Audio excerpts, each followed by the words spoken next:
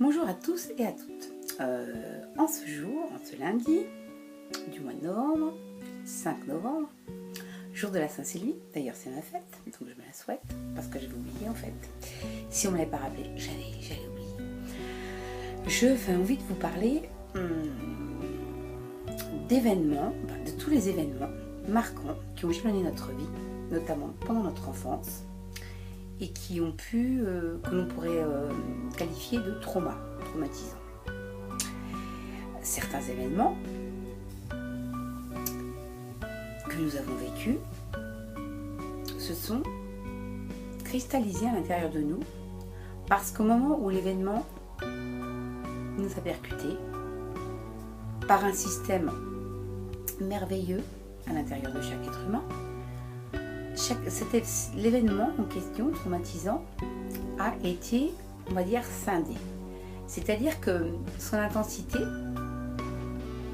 trop violente, si elle avait été vécue pleinement, aurait pu occasionner de gros dégâts, pouvant aller jusqu'à la mort, mort de l'enfant, mort par... je sais pas pourquoi, je dis ça parce que ça m'est venu pendant une séance que j'avais avec une personne, et cette phrase, elle nous a percuté toutes les deux, et c'était... J'en avais les larmes aux yeux tellement c'était fort. Un enfant peut mourir de dépression. C'est-à-dire qu'il ne mourra pas par la dépression, mais la dépression engendrera quelque chose qui mettra fin à sa vie. Parce que c'est beaucoup trop fort et trop lourd à vivre.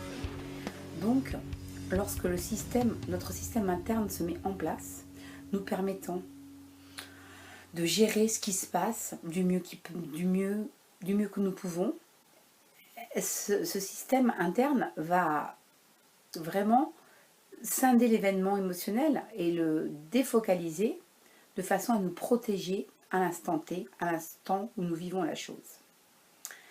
Mais ça, ce système est fait pour nous préserver, c'est notre préservation interne qui met ça en place. Et c'est quelque chose de carrément magique.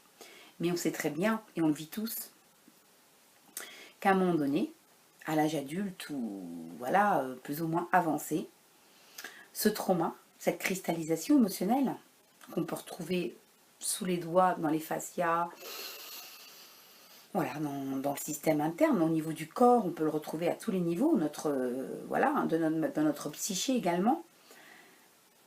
Cette cristallisation va refaire son apparition, soit par un système de malaise, de mal-être, soit par un système de maladie. Ayant vu ça, nous, qu'est-ce que nous avons à faire de ça ? Ce qui serait vraiment bien, puisque le fait que ça ressorte d'une façon détournée, c'est que ça nous appelle. C'est que la part de nous nous appelle afin d'être enfin prise en charge et guérie, parce que à ce moment-là, nous avons complètement les capacités internes de gérer et de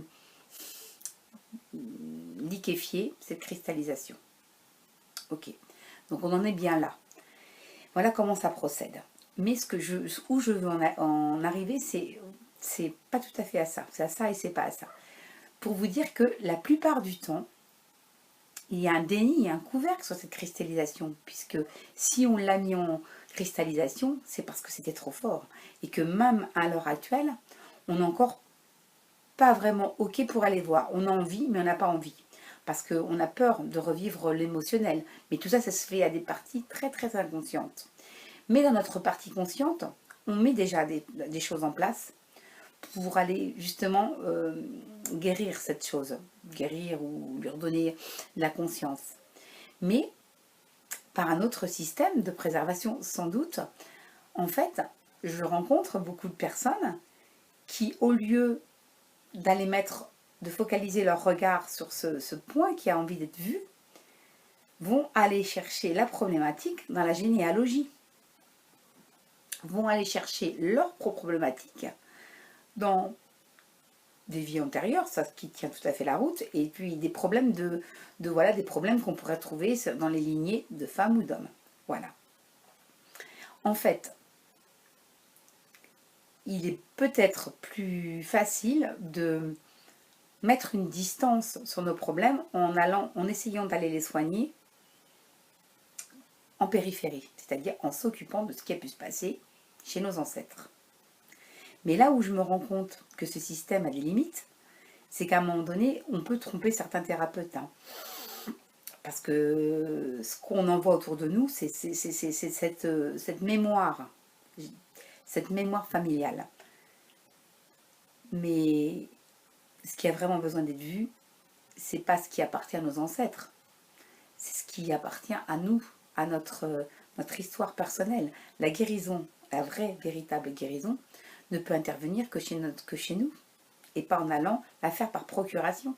Ça ne marche pas.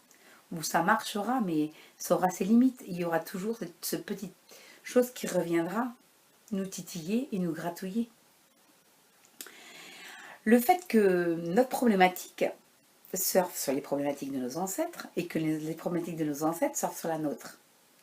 Est-ce que c'est un héritage ou est-ce que c'est, par quelque chose de magnifiquement bien organisé, le fait que notre âme ait décidé d'incarner cette famille où justement ces problématiques émergeaient et où nous pourrions trouver le nid le plus parfait pour guérir ce qui a besoin d'être guéri, pour permettre à cet émotionnel de s'exprimer et pour nous permettre à nous de glisser, de se faire, de permettre, comment expliquer, c'est comme une sorte de vague.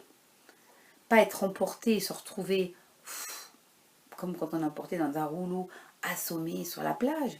Non, c'est se laisser traverser et pouvoir ainsi récupérer l'énergie libérée par cette émotion qui se décristallise tout d'un coup. Je ne sais pas si je suis tout à fait claire. Ce que je veux vous dire, c'est que c'est bien d'aller chercher chez les ancêtres. C'est bien, on a tous envie. Mais quelque part, la meilleure guérison, elle passe par nous. Et elle passe par notre mémoire à nous, notre mémoire unique. Donc, j'ai envie de vous dire, oui, des fois, on a peur d'aller au cœur de ce qui nous concerne vraiment. Donc, on sait qu'on a des choses à bouger. Mais donc, on va travailler en périphérie jusqu'au jour où une part de nous est prête et une part de nous dit « Ok, j'y vais. Je descends en rappel avec ma petite lampe de Bosch et je vais aller éclairer les petits bouts de moi qui sont restés prisonniers quelque part et qui continuent d'appeler et de souffrir et qui vont se manifester par des mal-être, des douleurs, des rejets, des colères, des incompréhensions. » Donc ce que je voulais vous dire, c'est que je ne dis pas qu'on se raconte des histoires quand on a envie de se raconter les histoires de nos ancêtres, pas du tout. Mais je dis que la meilleure façon de se retrouver, de s'intégrer, c'est de se raconter notre propre histoire. Voilà, donc j'espère que j'étais claire et puis je vous dis à très bientôt.